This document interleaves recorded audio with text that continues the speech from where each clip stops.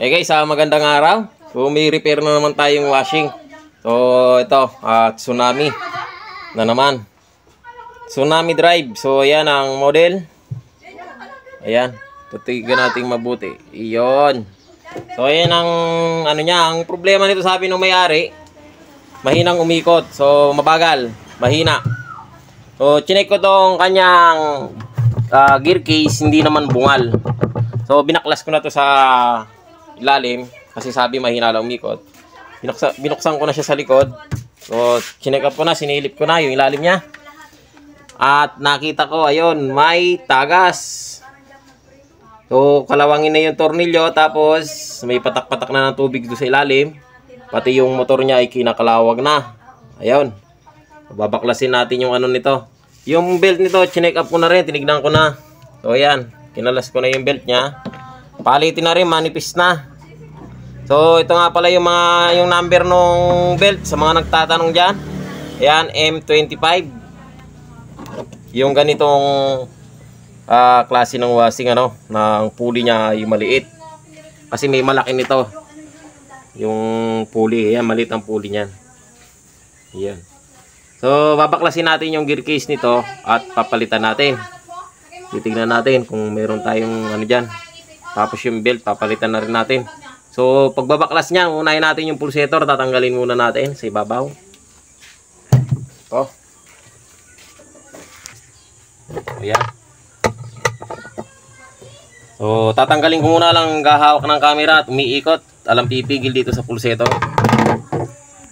So ayan guys, nabaklas na natin yung pulsator. So ito, baka dito na tayo yumaman sa washing na to. So ito, papakita ko sa inyo. Ito, tignan nyo mabuti tututukan natin ang camera. Meron akong nakita dito sa may loob. Ayan isang bracelet. Bracelet yata to. Hindi, gold na. Mayaman yata may-ari nito. Ayan may kinang-kinang pa Dito na tayo yayaman. Ayan Pero hindi, babalik natin sa may-ari ito. Baka kailangan gold to, malaking tulong sa kanila to. So hindi natin pag-iinteresan. Baka tunay ito. Pero sa tingin ko tunay ito kasi nababad na ng tubig. Hindi man nagbago Ayan maliit lang siya pero parang kwintas. Ayan tignan nyo mabuti. Dito. Ayan hindi man siya namuti. Hindi nagbago ang kulay, gold talaga siya. Kung bebenta mo to sa sa nag-aalas o sa talagang malaking pera to. Tunay Sa mga washing talaga, sa totoo lang, marami akong nakikitang mga misan pera. Marami ang pera. Sa drain, yung drain niya o kaya sa ganito, nakakakuha ko ng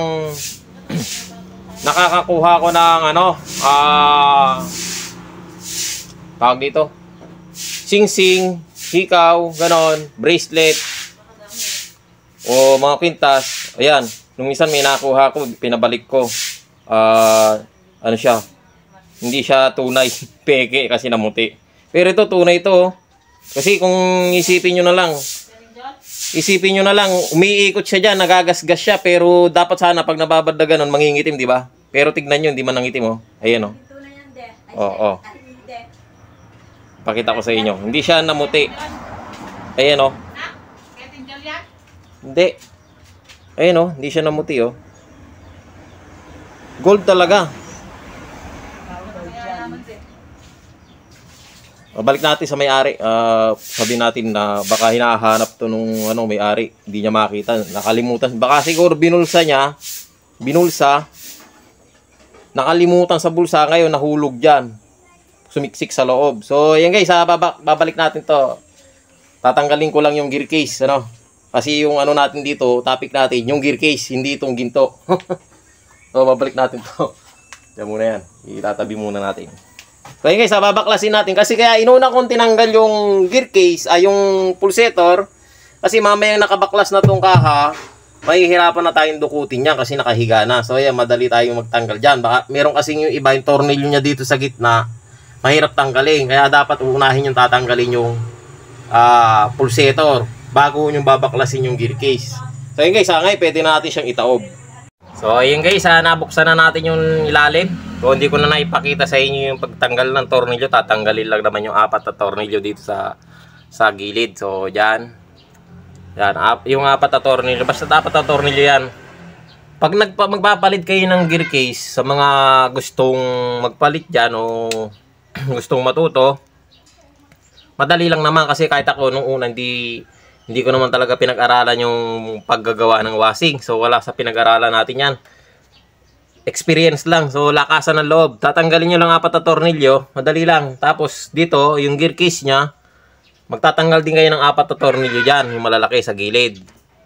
So may mga nagtatanong kasi sa atin, pagtanggal ng gear case.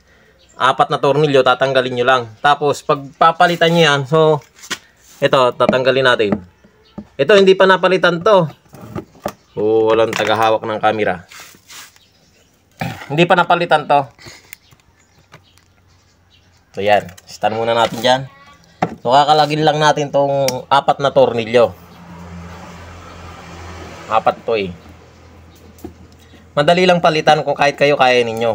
Kaya lang, sa mga, advice ko lang sa mga magbaguhan, o kahit hindi man sa mga baguhan, sa mga kapwa ko technician, kasi kadalasan ang washing naloloko kapag nagpalit ka ng pyesa na hindi niya kamukha. Talagang maloloko ang washing. Kadalasan kasi dito ganyan sa amin. Yung mga gumagawang naglalakad-lakad, hindi naman sa naninira ako ng mga kapwa ko technician, meron kasi mga pyesa na hindi niya kamukha, tapos pagpipilitan na ikabit, talagang masisira. Hindi dapat. Kapag nagpalit ka ng, halimbawa kagaya nitong gear case nito, kung ano yung tinanggal mo, yun din, ganun din yung kakabit mo. Tignan mo kung kasukat o kamukha. Ngayon, kung may kakabit ka na halos hindi naman siya kamukha o malapit lang, pwede mo siyang ikabit basta madidiskartehan mo. So yan, tuloy tayo, may bumili. So ito, tatanggalin natin ito 4. Ayan, malapit na matanggal yung pang 4. So ngayon pagbabaklas nito, yon ang problema, pagbabaklas, marami rin nagtatanong sa akin kung paano daw babaklasin yung gear case. Pag ganitong bago at yung hindi pa napalitan, yung original pa rin, medyo mahirap-hirap talaga yan. Kasi yung iba pumapakat yan. Kaya ang gagawin dyan, susukitin nyo lang ng itong Phillips screw, susukit nyo lang sa gilid. Saka nyo ibibikol na gano'n, yun. Pag mahigpit, gano'n lang. Ayun. Ito medyo madali-dali. Hindi siya pumakat. Ayun, tanggal na. Ganun lang siya kadali. Pero pagka medyo mahigpit, unti-unti ninyong binabaklas paikot. Ganon, nasusukitin nyo ng Phillips screw paikot. Dahan-dahan. Pero hindi naman mababasag to kasi makunat to. Makunat tong na yan, plastic na yan. Hindi yan basta-basta mababasag o mabibingaw. So ito, natanggal na natin. Maalis na natin siya. Bibilangin natin yung ngipin. Ako kasi pagka ganito, binibilang ko tong ngipin niya. Kadalasan dito 10 tite. 2, 4, 6, 8, 10 nga. Tapos titignan ninyo siya. Yung laki, ito, yung bilog niya, yung ngipin, yung bilang ng ngipin, tapos yung pulya, yung puli. Kailangan kasi laki din, Ganyan siya dapat. Tapos yan. Yung layo nito, meron kasi yung iba malalayo, gano'n. Para di na kayo maglilibuild do sa pulley nung makina o nung motor. So ganyan. Ganyan lang siya, ganyan ang itsura niya. Ngayon, kung wala naman kayo mabibiling, kahit hindi niya kakulay, baka hanapin nyo yung kakulay niya, kulay blue. Okay lang kahit na puti, kasi yung iba kadalasan ngayon puti na eh. So yun ang kukunin, puti. Basta ang niya, kamukha yung ngipin, bilang niya, kasing ngipin niya, yung laki nito, itsura, saka yung puli. O ganyan. So titingin tayo. Para hindi siya mahirapan ikabit yung mga magkakabit na baguhan dyan Kasi pwede nyo na may order yan sa online, may nabibili niyan. So hahanap tayo ng kamukha niyan. So yun guys, andito tayo sa loob ng shop. So ito, kukuha tayo ng granaya, yung mga gear case ko. Ayan. Marami yan sa loob, sa ilalim. Meron pa yan dito, dalawang kahon, kabibili lang natin yung isa ito. Ito isang kahon. MX naman yung brand. Ito yung isa AX. So sari-sari na. So ito meron tayong nakita dito. Ito MX. Meron din MX na ligaw. So sari-sari kasi yan iba-ibang gear. So ito, bilangin natin yung ngipin. Doon na tayo sa sa labas. Medyo makalat tong shop natin. So ayan guys, ayan. Meron tayong papalit. MX ang brand. So bilangin natin yung ngipin. 2, 4, 6, 8, 10 o 10 din. Magkamukha naman sila kung titignan na yan. Ayan tignan nyo. Magkamukha naman sila, di ba? Sa dito sa side nya. Ayan. Magkasilaki din ng pulley. So ganyan din yan, kasilaki din ng pulley, So pwede to, kakabit lang natin. So pag salpak, ganun din. Salpak, tapos pagkasalpak dito, tornilyo. Pero bago nyo salpak, lilinisin niyo tong gilid na yan. Linisin niyo. Kasi itong goma niya na to, na itim. Yan. Dito kukuha niyan. Pagka mayroong dumi, tatagas yan. Pagka mayroong dumi to, pagka ganyan na yan, hindi pala nakikita. Pagka madumi na ganyan, tatagas yan, kailangan linisin niyo. So ayan guys, lilinisin lang natin, tapos sasalpak. So hindi ko na siguro maipakita sa inyo niyan. Paglilinis, pagsalpak na lang siguro. Kukut-kutin lang natin yung dumi niya sa loob. Ayan guys, kakabit na natin. Nalinis na natin yung bilog sa loob, yung butas. So ito, subukan natin to kapag kadalasan kasi ito ang ginagamit ko yung pinaglumaan. Pero ito, try natin. Pag di umubra, tatanggalin natin yung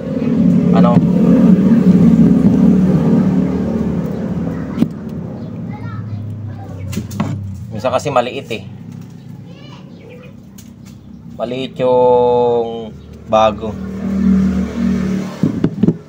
Pag tumagas, tatanggalin natin, papalitan natin. Ito, baka sakali pwede. Testingin natin. Yan lang, sasalpak nyo lang, tapos tutornilyo.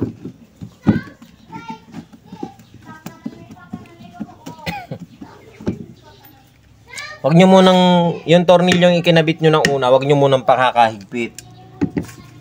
Mamaya naisalpak nyo lahat ng tornilyo, saka nyo hihigpitan. Kasi pag pinakahigpit nyo na yan, baka hindi lumapat lahat. Tagibang. Yan, sa mga gustong dyan, sumubok na gumawa ng washing nila pag nasira, so pwede naman, kayang-kaya nyo naman yung palitan. Bili kayo sa online, di ba? Titignan nyo lang yung brand ng washing nyo. Tapos yung gear case, titignan nyo yung itsura, mamaya bibili ninyo para hindi kayo magkamali. Ngayon, may malapit na bilihan sa inyo, pwede naman ninyong bilihan. Ganyan lang, sabay-sabay nyo ihigpitan yan. Huwag nyo kakahigpit sa una. Yung unang kabit kasi hindi yan magkukan parehas tabingi, baka masira yung gear case nya o yung pulsator nya hindi pantay sa ibabaw. Yan, sa kanyo ihigpitan ng mabuti, mamayang naikabit nyo na lahat. Ayan.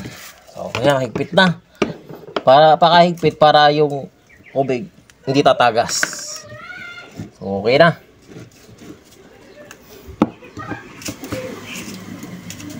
Yun.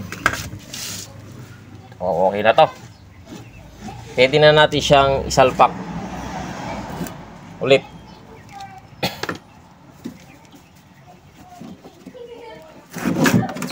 So, yan. Ang pagkakabit nito, tatayo natin. Tatayo muna natin siya. Para lumapat. Para lumapat na.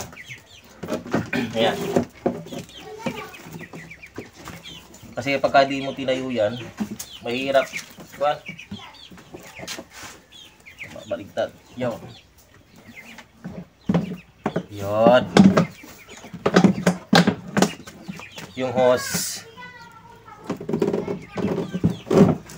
Yun. Yun. Okay na.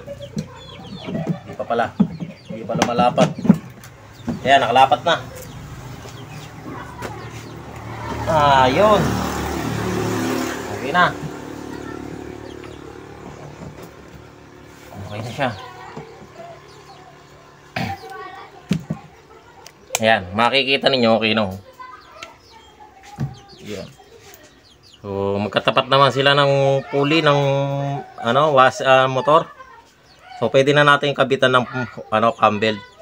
Yun lang, yung belt niya. Wala yata akong kamukha, so pabibili muna natin yung may-ari nito. Wala ka tayong kasukat. Okay guys, ayun na, ikabit na natin siya. At itong belt niya, walang makakuha ang kasukat. Testingin natin kung naisalpak. Kung malakas pa siya, umikot, so pwede pa. Ngayon, pagka talagang ayaw na, mahina na, so papalitan na natin ng mapipilitan tayo umanap talaga. Wala tayong makakita na belt. So subukan natin siyang isalpak muna. Testingin natin, lagyan ng tubig. So yun guys, tinetesting na natin siya ngayon. So nilagyan ko na siya ng tubig. Ayan, umaandar na siya. Kung mapapansin nyo, malakas namang umikot. Ayan o. Diba? Uy, matalas ka tubig. Mapapasa yung cellphone natin. So yun guys, malakas. Okay pa yung belt. So pwede pa. Kahit hindi pa siya palitan. Ayun o. Tingnan natin sa ilalim, baka may tagas.